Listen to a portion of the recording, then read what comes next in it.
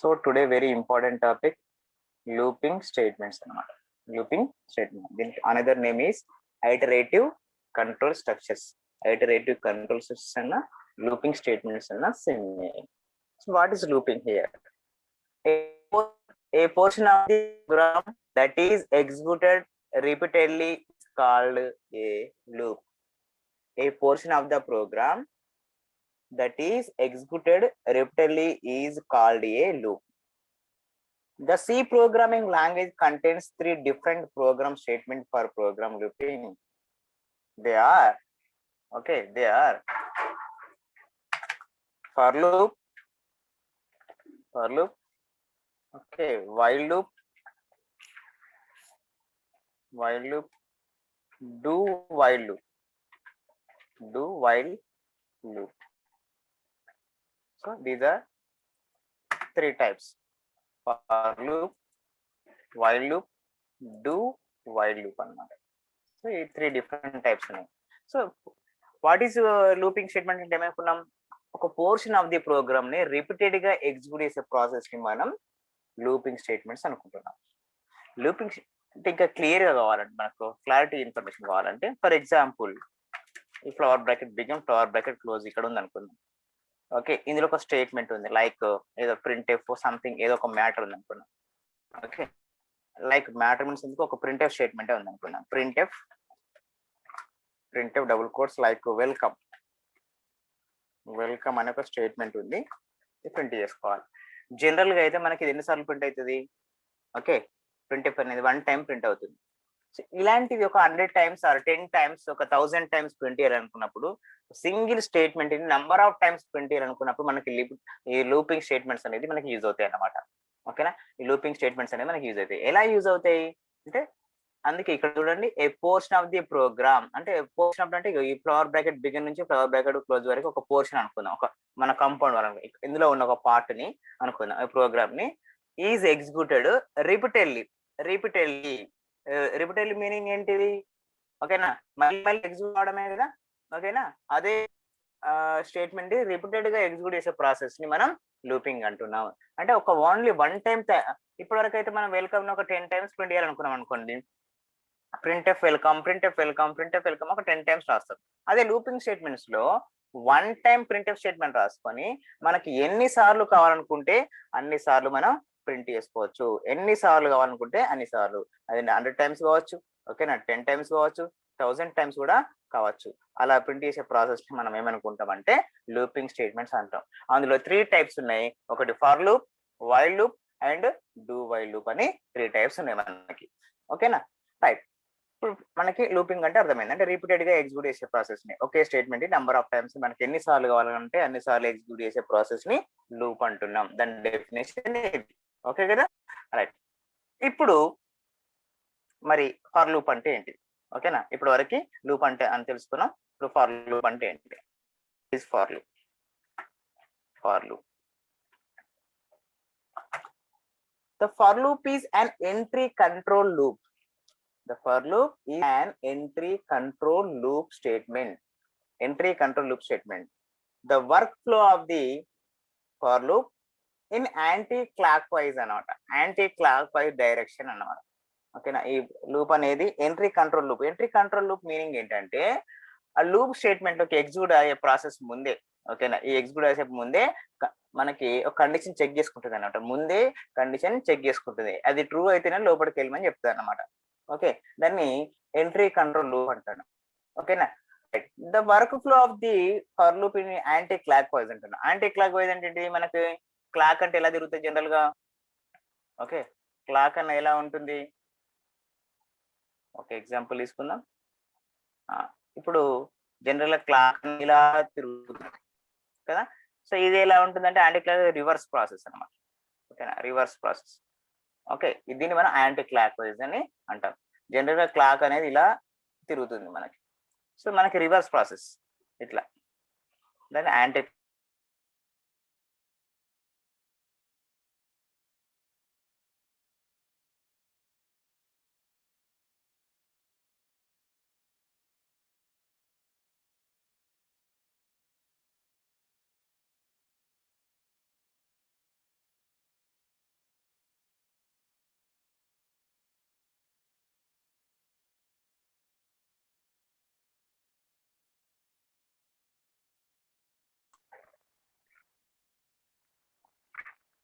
For loop ఇక్కడ చూడండి మనకి initialization. What is initialization here అంటే in this part we assign a value to a variable.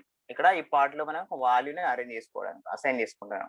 Condition అంటే already మనకు తెలుసు. కండిషన్ ఏంటి ఇక్కడ అంటే if the condition evaluate the true then the statement in the loop execute, otherwise the loop terminate అనమాట. ఓకేనా, the condition అనేది true అయితే స్టేట్మెంట్ అనేది ఎగ్జిక్యూట్ అవుతుంది. ఓకే, నెక్స్ట్ ప్రాసెస్ ఎక్కడికి వెళ్తుంది, మళ్ళీ ఇంక్రిమెంట్ కి వెళ్తుంది అనమాట. The condition is true, statement is executed. Okay, తర్వాత ఎక్కడికి వెళ్ళాలి, ఇంక్రిమెంట్ కి ఆర్ డిక్రిమెంట్. దీన్ని ఏమంటాం అంటే మనం అప్డేషన్ అంటాం. ఇంక్రిమెంట్ అండ్ డిక్రిమెంట్ ప్రాసెస్ ని అప్డేషన్ అంటాం. Updation means changing the value of A variable. Changing the value of A variable. For example I is కూడా అక్కడ ఒక ఐ ప్లస్ అనే వాల్యూ ఉంది అనుకుందాం. 1 ఐ ప్లస్ ఉంది అనుకో, ఐ వాల్యూ 1 ఉంది అనుకోండి. ఇంక్రిమెంట్ అంటే మనం ఆల్రెడీ నేర్చుకున్నాం కదా, 1 వాల్యూ ఇస్ ఇంక్రీజ్ అనమాట. ఒకవేళ ఐ మైనస్ ఉంది అనుకోండి, 1 వాల్యూ ఇస్ డిక్రీజ్ అనుకుంటాం. అంటే అప్డేషన్ మీనింగ్ ఏంటి, changing the value of A variable. అక్కడ ఏ వేరియబుల్ యొక్క వాల్యూ ఉందో దానికంటే ఒక వాల్యూ ఇంక్రీజ్ అవుతుంది, ఒక వాల్యూ డిక్రీజ్ అవుతుంది అనమాట. దాన్ని అప్డేషన్ అంటాం. అది మ్యానిపులేటింగ్ కూడా చేసుకోవచ్చు, మల్టిప్లై కూడా చేసుకోవచ్చు అనమాట. ఓకేనా, రైట్. సో ఇది డయాగ్రామ్, ఫ్లో చార్ట్ డయాగ్రామ్. దానికి సంబంధించిన ఒక మనకు సింటాక్స్ రాసుకుందాం. ఓకే, ఇక్కడ నేను ఫర్ లూప్ లో ఎలా పెడుతుంటే ఫర్ లూప్ రాస్తాను.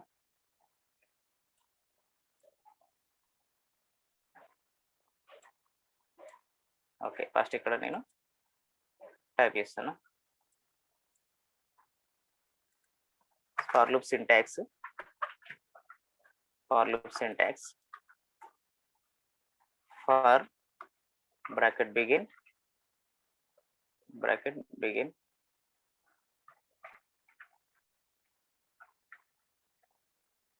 initialization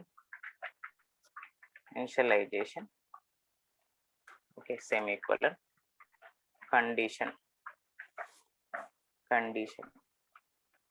semicolon updation. Okay, this is the syntax of for loop. Statement semicolon our bracket close. Okay, ఇక్కడ చూడండి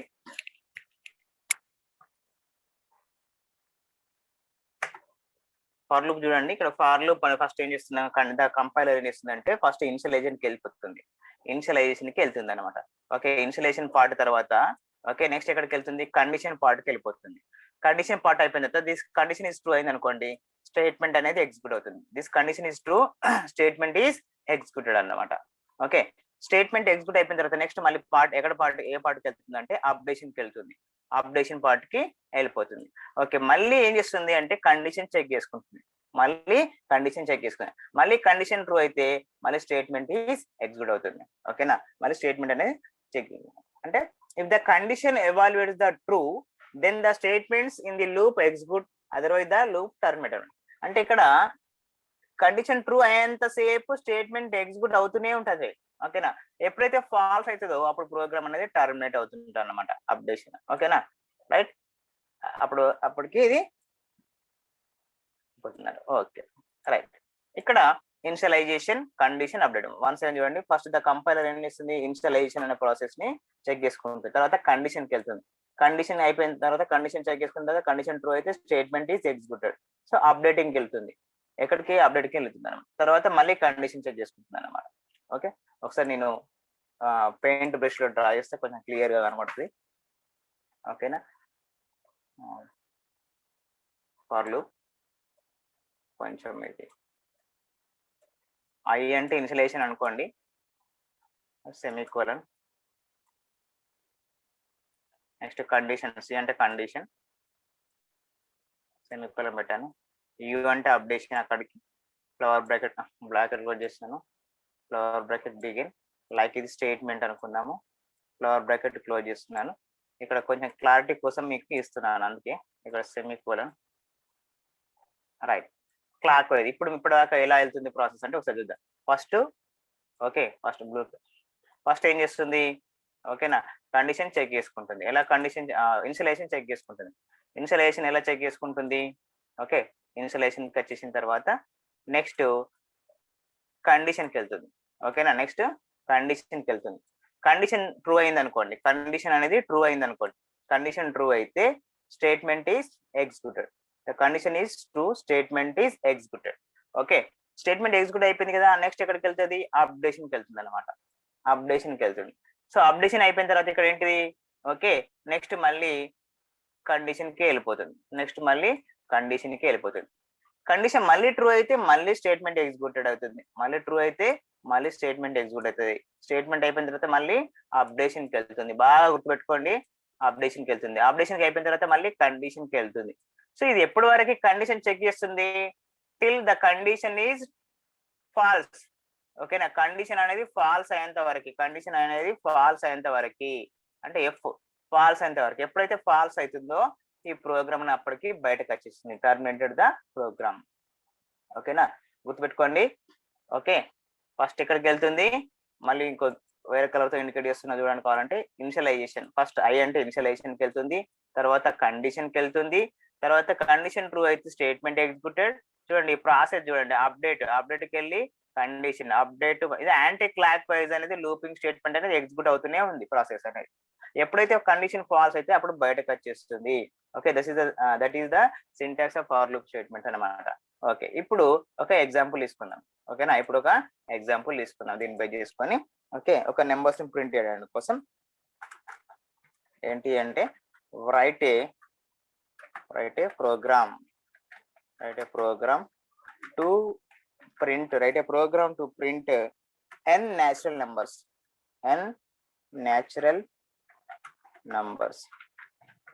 ఓకే, n natural numbers అనేది ఒక ప్రోగ్రామ్ ప్రింట్ చేద్దాం. సో ఎలా ఉంటుంది మరి అంటే, సో మనకు అందరికి తెలుసు main, every program starting with main అనేది. సో ఇది క్యాప్స్ ఉంది కొంచెం, మెయిన్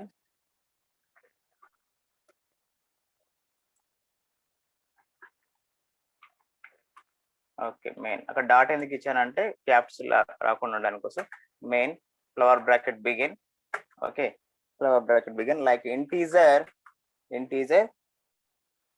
i, n ఇచ్చాను, i, n ఇస్తున్నాను. So integer i, n.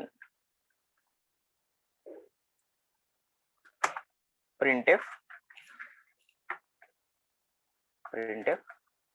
bracket begin double quotes enter a number. So scanf %d double quotes comma address of n. Okay, address of n.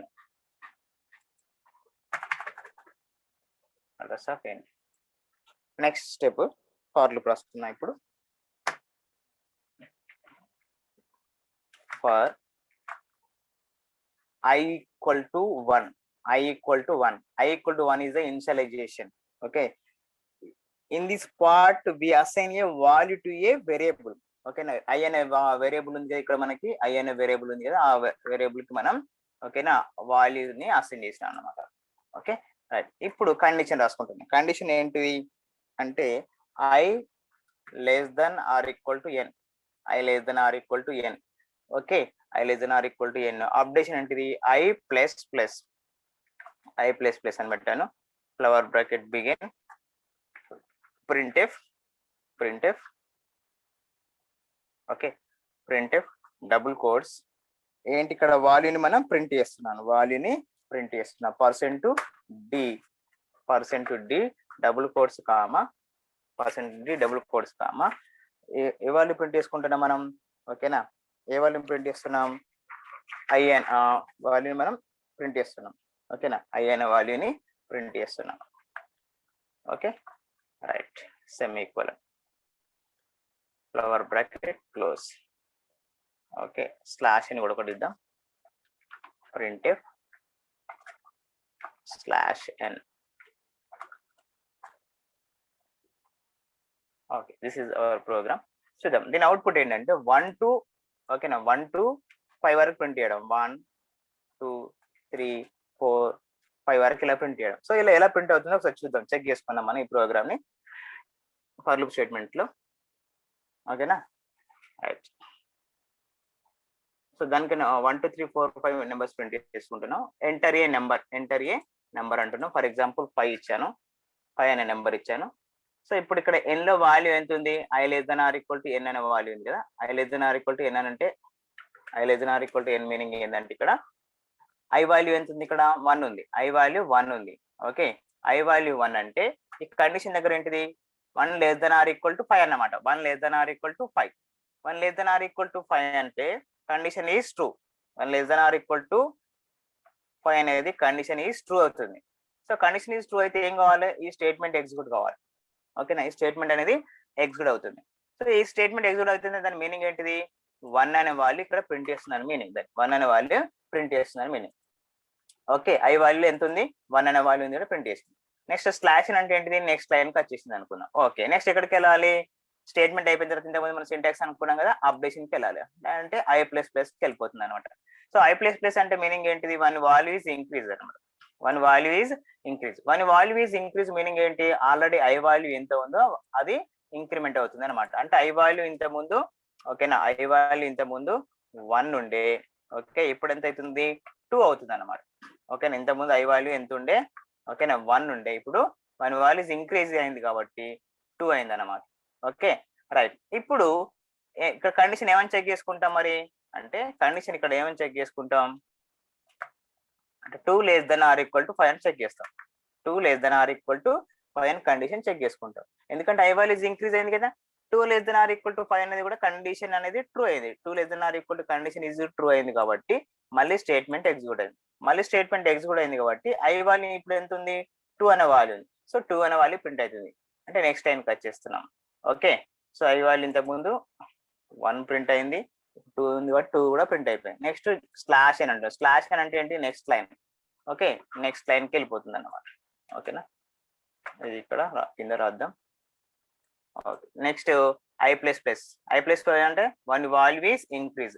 అంటే i value ఇంత ముందు 2 ఉంది కదా, ఇప్పుడు ఏమైంది? 1 value is increase అంటే 3 అవుతుంది. Okay, updation part 1 values increase అయింది కాబట్టి 3 అయింది. అంటే నెక్స్ట్ కండిషన్ చెక్ చేసుకోవాలి. కండిషన్ ఏమని చెక్ చేసుకుంటది? i వాల్యూ 3 ఉంది కదా, i value 3 less than or equal to 5 అనే కండిషన్ చెక్ చేసుకుంటాయి. So 3 less than or equal to 5 అనే కండిషన్ ఈజ్ ట్రూ అయింది కాబట్టి ద స్టేట్మెంట్ ఈజ్ ఎగ్జిక్యూటెడ్ అయింది కాబట్టి ఇక్కడ i వాల్యూ ఎంత ప్రింట్ అవుతుంది? 3 అనే వాల్యూ ప్రింట్ అవుతుంది. ఓకే, 3 అనే వాల్యూ ప్రింట్ అయిపోయింది. నెక్స్ట్ స్లాష్ అంటే నెక్స్ట్ లైన్. నెక్స్ట్ ఎక్కడికి వెళ్ళాలి? అప్డేషన్ కి వెళ్ళాలి. అప్డేషన్ వాల్యూ ఎంత ఉంది? ఇంత ముందు 3 ఉంది, ఇప్పుడు ఎంత అయితే వాల్యూ 4 అవుతుంది. సో 4 అయింది కాబట్టి నెక్స్ట్ మళ్ళీ కండిషన్ చెక్ చేసుకుంటుంది. కండిషన్ చెక్ చేసుకుంటే ఏమవుతుంది? 4 less than or equal to 5 అవుతుంది. 4 less than or equal to 5 అవుతుంది కండిషన్. ఓకే, కండిషన్ ట్రూ అయింది కాబట్టి స్టేట్మెంట్ ఈజ్ ఎగ్జిక్యూటెడ్ అయింది కాబట్టి 4 అనే వాల్యూ ప్రింట్ చేస్తుంది. ఓకే, నెక్స్ట్ మళ్ళీ i++ కి వెళ్తుంది. అంటే అప్డేషన్ మీనింగ్ ఎంత? 5. ఆల్రెడీ i వాల్యూ 4 ఉంది, ఇప్పుడు 5 అయింది. అంటే 1 వాల్యూ ఈజ్ ఇంక్రీజ్ అయింది. మళ్ళీ కండిషన్ ఏమని చెక్ చేసుకుంటుంది? ఇక్కడ ఈ పొజిషన్ లో 5 less than or equal to 5 అనేది కండిషన్ అయిపోయింది. 5 less than or equal to 5 అనే కండిషన్ అయింది. సో కాబట్టి 5 less than or equal to 5 అనే కండిషన్ కూడా ట్రూ అయింది, స్టేట్మెంట్ ఎగ్జిక్యూట్ అయింది. ఓకే, 5 వాల్యూ అనేది ప్రింట్ అయిపోయింది. ఓకే, నెక్స్ట్ మళ్ళీ i వాల్యూ ఇంక్రీజ్ అంటే 6 అయింది అనుకోండి. ఇక్కడ కండిషన్ చెక్ చేసుకున్నాం. 6 అంటే ఏమన్నట్టు? 6 less than or equal to 5 అనేది కండిషన్ ఈజ్ ఫాల్స్ అయితే, ఎందుకంటే r అనేది 5 కంటే పెద్దది, కానీ కండిషన్ చిన్నదని చూపడుతున్నా కాబట్టి ఫాల్స్ అయింది. అంటే మనం అప్పుడు ఈ ప్రోగ్రామ్ అనేది టర్మినేట్ అయిపోయింది. టర్మినేట్ అంటే బయటకు వచ్చేసింది అనమాట. అంటే మనకు కావాల్సిన నెంబర్ 1 to 5 వరకు ఇక్కడ ప్రింట్ అయినాయి అనమాట. 1 to 5 వరకు వాల్యూస్ ప్రింట్ అయినాయి. This is for loop statement కి ఒక ఎగ్జాంపుల్ అనమాట. ఓకేనా, ఇది ఎగ్జాంపుల్.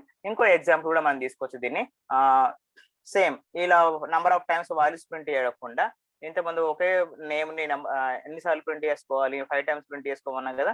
సో దాన్ని చూద్దాం. లైక్ వెల్కమ్ అని చెప్తున్నాను. వెల్కమ్ ని 5 times ప్రింట్ చేయాలి same. Okay, same position, right. So enter value దగ్గర ఎంటర్ 5 తీసుకున్నాం అనుకుందాం. సో i = 1 అనేది ఉంది. ఓకేనా, i = 1 అనేది ఉంది. నేను ఇక్కడ కింద రాసుకున్నాను చెక్ చేసుకోవడానికి కోసం. ఓకే, సో i = 1 అనే పొజిషన్ ఉంది. ఫస్ట్ కండిషన్ i = 1 అని చెక్ చేసుకుంటే నెక్స్ట్ కండిషన్ ఎక్కడికి వెళ్ళాలి? ఓకేనా, i less than or equal to n అనేది దగ్గరికి వెళ్ళాలి. So i less than or equal to n అంటే మీనింగ్ ఏంటిది? 1 less than or equal to 5 అన్నమాట. 1 less than or equal to 5 అని దాని మీనింగ్. సో ఇప్పుడు కండిషన్ ఏమవుతుంది? ట్రూ అవుతుంది. ట్రూ అయింది కాబట్టి వెల్కమ్ అనేది ఒకసారి ప్రింట్ అయింది. వెల్కమ్ అనేది 1 time ప్రింట్ అయింది. నెక్స్ట్ ఎక్కడికి వెళ్ళాలి? అప్డేషన్కి వెళ్ళాలి. సో అప్డేషన్ అంటే ఐ వాల్యూ ఇంక్రీజ్ కదా, ఇప్పుడు 2 అనే వాల్యూ అయింది, ఐ వాల్యూ 2 అయింది కాబట్టి కండిషన్ దగ్గర ఏమవుతుంది 2 less than or equal to 5 అవుతుంది.